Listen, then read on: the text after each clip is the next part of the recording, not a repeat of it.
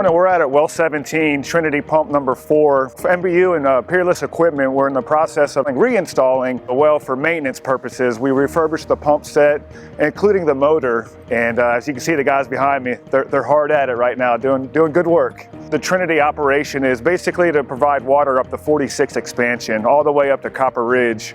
This plant is imperative to get water all the way up there, and this is one of our larger wells on site, 1 out of 4 wells. So the 3 main components that the guys are currently working on behind me is they installed the pump, the column pipe, and the air line, and inside the column pipe is the pump shaft.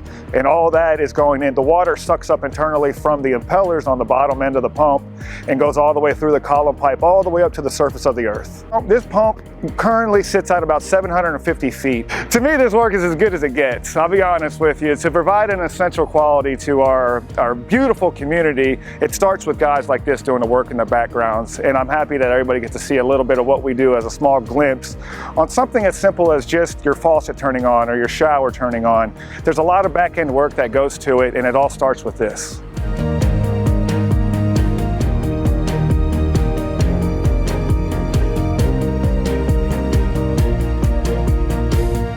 We're on well 17 again, Trinity number 4. As you can see, we have the pump installed, and I'm going to go ahead and crank this guy up. The first step in the process is a pre-lube process. I'll walk you over here and show it to you. So these are our pre-lube lines. Basically what this does is this inserts water down to the polymer bearings so that there's less friction on the bearings as it goes down the pump. This process generally takes about 60 seconds or so, and then the pump's going to fire up. So we got the 125 horsepower motor running. For demonstration purposes only, here's our bypass line, and there's the magic of us producing water.